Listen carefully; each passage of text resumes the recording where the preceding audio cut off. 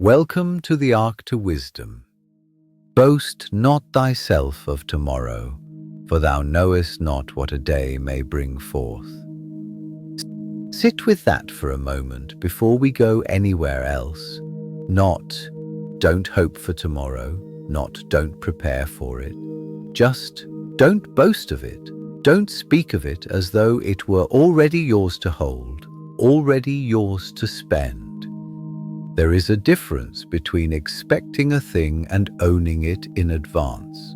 Most of us were never taught that difference. We call both of them hope, but one keeps its feet on the ground of today, and the other has already wandered off into a field that does not exist yet.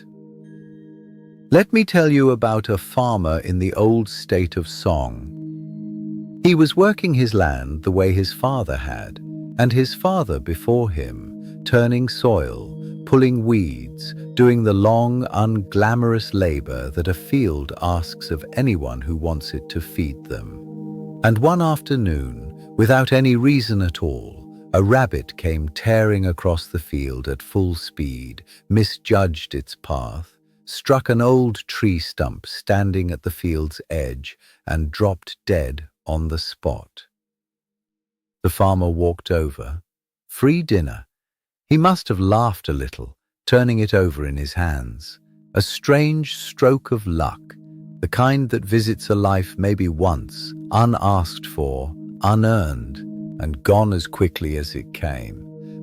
But here is where the story turns, and where every one of us has turned in our own way at some point.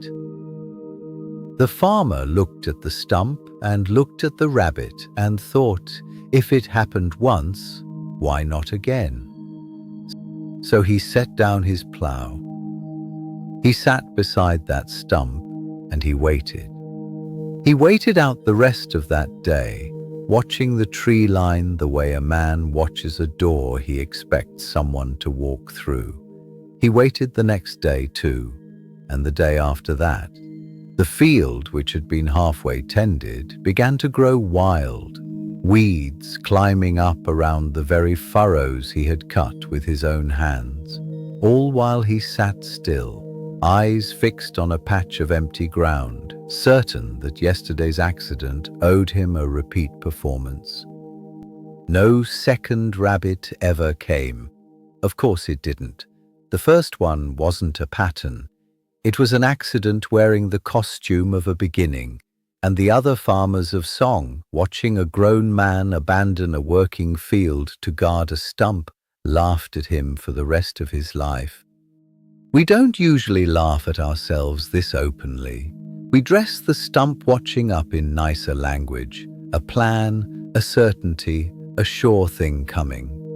But underneath, it's the same posture, sitting very still, facing one direction, having quietly decided that tomorrow already belongs to us, because yesterday handed us something sweet.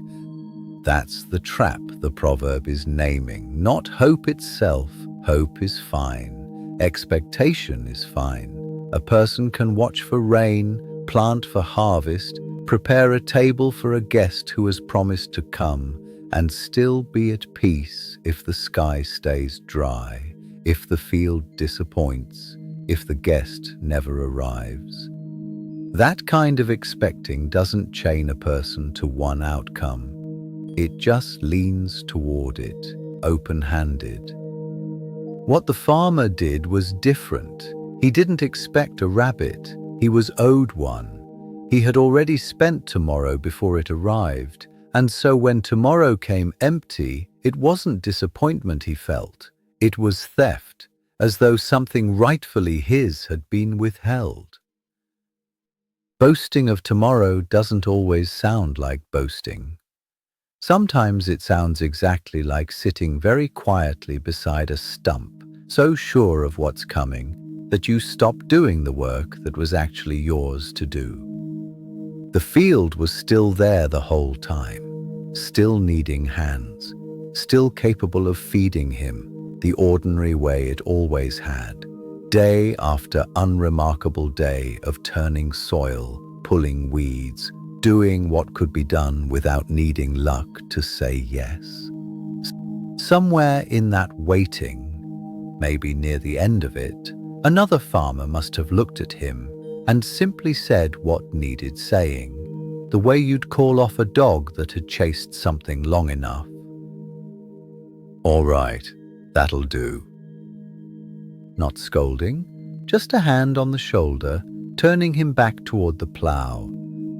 The field doesn't ask what tomorrow will bring. It only asks what today's hands are willing to do.